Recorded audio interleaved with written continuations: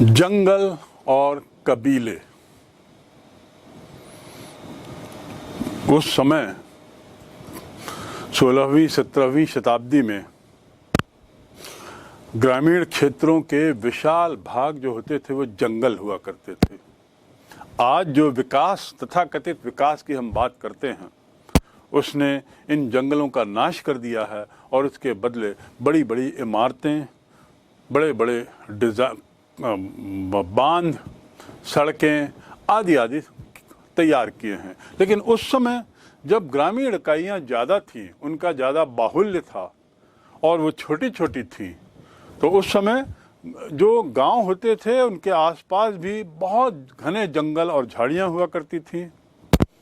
सभी क्षेत्रों के विशाल भाग, खासकर उत्तर पश्चिम भारत और वहाँ उत्तरी भारत, उसमें जो गहरे क्षेत्र हैं जहाँ पर खेती होती थी, उसको यदि छोड़ दें तो हम देखते हैं कि झारखंड, पूरा पूर्वी भारत, भारत का उत्तरी क्षेत्र, मध्य क्षेत्र और साथ ही मध्य भारत, इसके अलावा पश्चिमी घाटी का वह भाग और दक्षिण का पठार, ये पूरा क्षेत्र जो है ये घने जंगलों से आच्छादित था। और कृषि कार्य जिन खेतों में था उन खेतों के निकट ही ऐसे बहुत से जंगल हुआ करते थे। इसीलिए बहुत बार ऐसा भी वाकया हुआ जब जंगली जानवर कृषकों को, खेती करने वालों को दिखाई देते थे। समकालीन स्रोतों से उपलब्ध जो जानकारियां हैं, उस समय की जो ग्रंथ, पुस्तकें आदि लिखी गई हैं, उसमें ये बात स्पष्ट हो जाती है कि भारत का लगभग 40% क्षेत्र वनाच्छादित रहा होगा, ऐसा एक अनुमान लगाया गया है। इतना बड़ा भूभाग जहां इतने सारे जंगल हों, निश्चित रूप से उसने तत्कालीन पर्यावरण को, तत्कालीन मौसम को प्रभावित किया होगा। ये जो जंगल हैं, ये उस समय की रचनाओं से ऐसा दिखता है कि बसे हुए गांव से परे भी एक दुनिया थी। इन जंगलों की जिनकी चर्चा मैं कर रहा हूं, जो 40% जितने बड़े भूभाग में फैले हुए थे और बड़े घने होते थे, तत्कालीन जो उस समय की जो विवरण है उनसे ऐसा स्पष्ट परिलक्षित होता है कि एक और दुनिया थी जो गांव से परे थी, बसे हुए गांव से परे थी। और इस दुनिया में, इन जंगलों में जो लोग रहते थे, उनके लिए जंगली शब्द का उपयोग किया जाता था। लेकिन जंगली शब्द का उपयोग उस रूप में नहीं जिस रूप में आज करते हैं, जहां आज जंगली का अर्थ असभ्य या असभ्यता का पर्यायवाची मान लिया गया है। ऐसा उस तत्कालीन समाज में जंगली का अर्थ नहीं था। जंगली का अर्थ उस समय माना जाता था जो जंगल में रहते थे वे जंगली कहलाए। बचे हुए गांव से बाहर की बात करें तो इस काल में असभ्य, असभ्यता, जंगली, ये उनके लिए प्रयोग किया जाता था जो अपनी आजीविका के लिए मुख्य रूप से जंगल के उत्पादों, जंगल के शिकार, जंगल के स्थानांतरित सामानों और खेती पर निर्भर करते थे। वे मौसम के अनुसार भिन्न भिन्न काम करके आजीविका कमाते थे, उसका उपार्जन करते थे। उदाहरण के लिए भील जो थे वो बसंत के मौसम में जंगल के सामान को, जंगल के उत्पादों को, जंगल से होने वाले उपज को इकट्ठा करते थे और मौसम बीतने पर, गर्मी आने पर मछलियों को पकड़ते थे और बरसात, मानसून के महीनों में खेती का काम करते थे। यानी मौसम के अनुसार वो अपने कार्य को बदल लेते थे। जहाँ तक शरद और शीत मौसम की बात है तो वे मुख्य रूप से इस काल में शिकार करते थे, उसी में संलग्न रहते थे। वास्तव में निरंतर एक स्थान से दूसरे स्थान तक घूमने रहना जंगलों में निवास करने वाले कबीलों के जीवन का एक महत्वपूर्ण अंग था। घुमंतु प्रवृत्ति, घुमक्कड़ प्रवृत्ति, एक स्थान से दूसरे स्थान जाना ताकि वहां वे अपना खाने पीने का सामान एकत्रित कर सकें, ये उनके लिए एक बहुत महत्वपूर्ण बात थी। राज्य की दृष्टि से जंगल तो उपद्रवों का अड्डा थे, जहां उपद्रवी रहते रहे होंगे, जहां सभी तरह के अपराधी रहते होंगे और सब तरह के अपराध वहां होते थे। तो घने जंगलों का फायदा दुरुपयोग के रूप में तत्कालीन समाज में होता रहा। इसके अनेक उदाहरण हैं। ऐसा वर्णन मिलता है तत्कालीन ग्रंथों में, उस समय के ग्रंथों में, कि ये जो जंगल थे, झाड़ियाँ थीं, ये संभवतः अपराधियों का शरण क्षेत्र रही होंगी। यहाँ पर लोग अपराध करने के बाद चले जाते रहे होंगे, उनके ये अड्डे बने, उनके मवासी भी जिसे कहते हैं, तो ये वो कहलाए। बाबर जो मुगल साम्राज्य का संस्थापक था, मुगल सम्राट, पहला मुगल सम्राट जिसने मुगल साम्राज्य की स्थापना की 1526 में, उसने तो लिखा है कि जंगल एक ऐसा रक्षा कवच था जिसके पीछे परगने के लोग, यानी क्षेत्र के लोग कड़े विद्रोही बन जाते थे और साथ ही कर भुगतान से भी मुकर जाते थे। यानी जो कर नहीं देना चाहते थे, ऐसे कई उदाहरण थे, कर से बचना चाहते थे, ऐसे भी कई उदाहरण थे, और बचने का एक रास्ता जंगलों की ओर भाग जाना और वहाँ लिप्त हो जाना आपराधिक गतिविधियों में और एक तरीके से जंगली बन जाना। संभवतः इसीलिए बाद में जंगली शब्द का उपयोग असभ्य और या असभ्यता से जुड़ गया है। तो ये क्षेत्र जो जंगल के थे, ये कबीलाई क्षेत्र तो थे ही, और यहाँ जो रहने वाले लोग थे, इनको इस बात की दिक्कत होती थी, जो मूल रूप से जो जंगलों में रहते थे, उनको इस बात की दिक्कत होती थी कि बाहर से, गांव से, बसे हुए गांव से आए हुए लोग अपराध के उद्देश्य से, गलत कार्य के उद्देश्य से, कर से बचने के उद्देश्य से यहाँ आकर छिप गए हैं, यहाँ शरण ले रहे हैं। जंगल, जंगली शब्द की बदलती हुई परिभाषा और तत्कालीन अर्थ, कबीलाई समाज, इनकी बात करने के बाद हम थोड़ा देखें कि क्या उस समय जंगलों में किस तरह की घुसपैठ हो रही थी और क्यों हो रही थी। घुसपैठ मतलब लोगों का, वहाँ शहरी लोगों का, बसाहट वाले क्षेत्रों का वहाँ जाना आना था क्या और क्यों था, आखिर कारण क्या थे। तो जंगलों में घुसपैठ की बात करने पर हमें जानना होगा कि आखिर क्या कारण थे जिससे कि बाहर के लोग जंगलों में जा रहे थे। ऐसी क्या व्यवस्था थी या क्या वे स्वेच्छा से ऐसा करते थे। पहला कारण तो इसमें यह है कि ये जो बाहरी ताकतों का जो प्रवेश हो रहा था, वह मुख्य रूप से हाथियों के लिए, अर्थात सेना के लिए उस समय आपको मालूम होगा हाथी और घोड़े बहुत महत्वपूर्ण माने जाते थे, किसी भी सेना के बड़े आवश्यक अंग होते थे।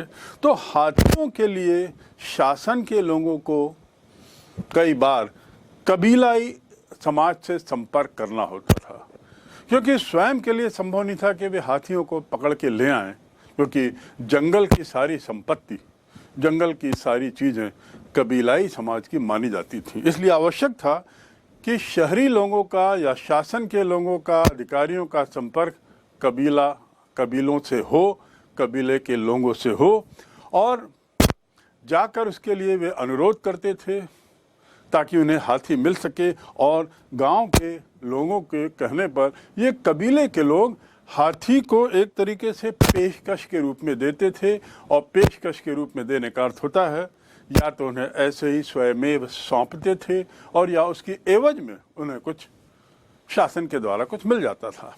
तो इस प्रकार पहला कारण जिसके लिए शहरी सभ्यता के लोगों को कबीलियों से संपर्क करना पड़ता था, जंगल के लोगों से या तत्कालीन जंगली लोगों से संपर्क करना था, तो वह था हाथियों की सैन्य व्यवस्था के लिए आवश्यकता।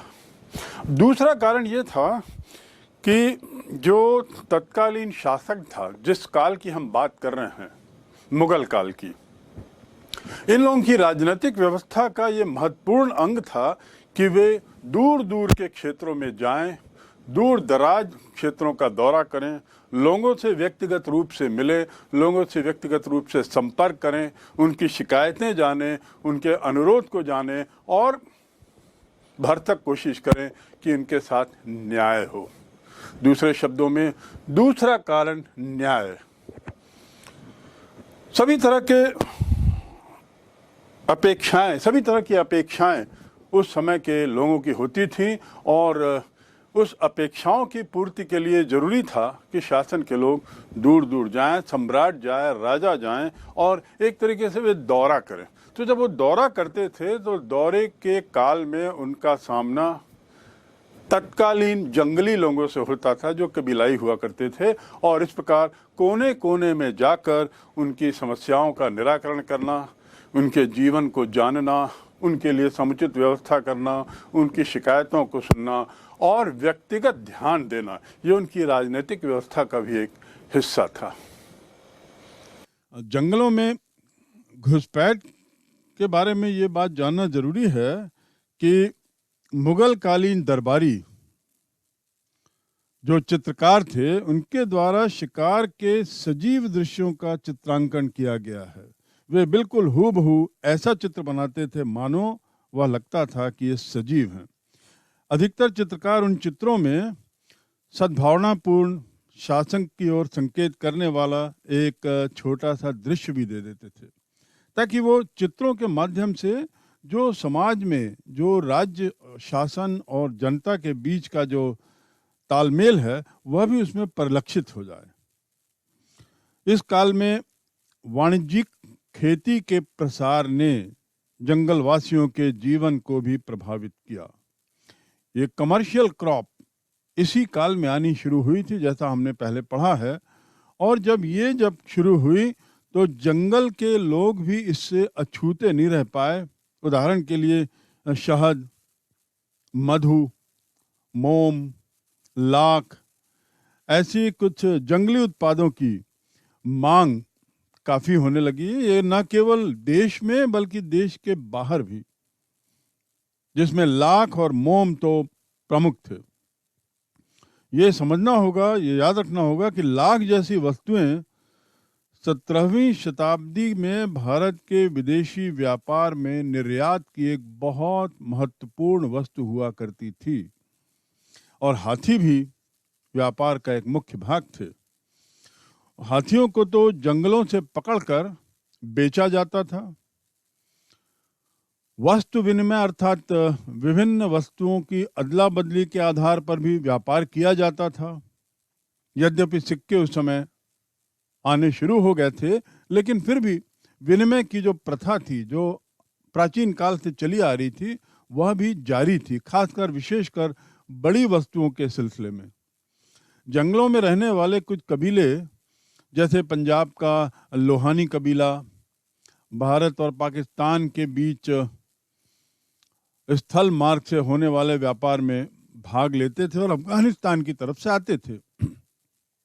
लोहानी पंजाब के गांवों और शहरों के साथ भी व्यापार करते थे। दूसरे शब्दों में हम अब समझ सकते हैं कि कैसे गांव अब व्यापारिक खेती के मद्देनजर शहरों से जुड़ने लगे थे, कैसे उनका तादात्म्य उनके साथ बैठने लगा था। इसी प्रकार आर्थिक कारणों के परिणाम स्वरूप जंगल में रहने वाले कबीलों की जीवन शैली में परिवर्तन होने लगा। यानी ये जो संबंध इनके जो बदल रहे थे, गांव का शहरों से जो जुड़ना हो रहा था, वह मात्र व्यापारिक खेती के कारण ही नहीं था। उसका दूसरा कारण था इनकी आर्थिक तंगी। दिन ब दिन पैसों की, दिन ब दिन आर्थिक कारणों की तंगी बढ़ती जा रही थी। आर्थिक कारण संकट पैदा कर रहे थे और उससे बचने के लिए ये कबीले जो हैं अपने जीवन शैली में परिवर्तन भी कर रहे थे। सामाजिक कारणों से भी इन जंगल वासियों के जीवन में कई परिवर्तन आए। बाकी जो कारण हमने बात कर ली है, आप समझ चुके हैं, लेकिन ऐसे कुछ सामाजिक कारण भी थे जिसके रहते इन जंगली लोगों में, इन कबीलाई लोगों में कुछ परिवर्तन आया, कुछ परिवर्तन देखा गया। जिसमें पहला था कि समय के साथ साथ ये कबीलाई सरदार जो थे, ये एक तरीके से जमींदार का रूप लेने लगे थे। और कई बार तो ऐसा भी देखा गया कि राजा की शक्ति भी का भी वो प्रदर्शन करते थे, यानी अपने को इतना ताकतवर जंगल के समाज में अपने को बनाने लगे, बताने लगे कि एक तरीके से इन्होंने जमींदार का भी रूप ले लिया था, कुछ राजा के रूप में अपने को शक्तिमान बताने लगे थे। दूसरा परिवर्तन जो इस काल में देखा गया वह था कि सैन्य आवश्यकता की पूर्ति के लिए, सैनिकों की जरूरत को पूरा करने के लिए शासन के लोगों को, जमींदारों को इन कबीलाइयों से संपर्क करना होता था और सैनिकों की व्यवस्था भी काफ़ी कुछ वहाँ से होती थी। ऐसा देखा गया कि तत्कालीन जो ग्रंथ हैं, तत्कालीन जो स्रोत हैं, उसमें इस बात का जिक्र है कि सिंध, दिल्ली के ऊपर उत्तर पश्चिम में, वहाँ की जो सेना थी, उस सेना में करीब करीब कबीलाई सेना में 6000 घुड़सवार थे। सेना तो कबीलाई थी पूरी, 6000 घुड़सवार और 7000 पैदल सैनिक। ये सब जंगली इलाकों से लिए गए लोग थे शासन के द्वारा। इस प्रकार दूसरा कारण था सैनिक आवश्यकता ने भी समय के साथ साथ इनके समाज में परिवर्तन लाया। अब जब बहुत से लोग वहाँ से सैनिक बनने लगे, बहुत से लोग सेना में जाने लगे, कुछ लोग सरदार जो थे वे जमींदार बनने लगे, तो निश्चित रूप से उनके रहन सहन, उनके जीवन यापन में भी अंतर आया होगा। उनकी जो वर्ण व्यवस्था रही होगी, उनकी जो अपनी तरह की जाति व्यवस्था रही होगी, उसमें भी अंतर आया होगा। ये जो परिवर्तन है, सामाजिक परिवर्तन, कबीलाई क्षेत्रों में भी देखा गया। इस बात को हमें ख्याल रखना पड़ेगा। असम में जो अहोम जाति के लोग थे, वहाँ के जो शासक कहलाते थे वो अहोम जाति के थे। आसाम की बात कर रहा हूँ, वहाँ पे उनके जो पायक होते थे वे जमीन के बदले अपनी सेवाएं देते थे। इस प्रकार विभिन्न क्षेत्रों में हम देखते हैं कि अलग अलग कारणों से कबीलाई लोगों का संपर्क मुख्य धारा के लोगों से होने लगा था और इसका परिणाम भी कई तरह के परिवर्तनों के रूप में देखा जाने लगा, दिखने लगा। उदाहरण के लिए सामाजिक परिवर्तन की जो हम बात कर रहे हैं वो यही है कि ये जो पायक लोगों को सेवा की एवज में, जमीन की एवज में कुछ और मिलता था और जमीन के बदले में सैन्य सेवा देते थे। अहोम राजाओं ने जंगलों में हाथी पकड़ने का एक तरीके से एकाधिकार रखा था। वे लोग कबीलियों के माध्यम से हाथियों की पेशकश नहीं लेते थे, जैसा कि मैंने पूर्व में बताया है। वहाँ थोड़ी व्यवस्था अलग थी, यानी राजा स्वयं ही हाथियों को पकड़ते थे। हाथियों के लिए उन्हें किसी माध्यम की जरूरत नहीं पड़ती थी। उनमें तो हाथी के मामले में अहोम राजाओं का एकाधिकार था।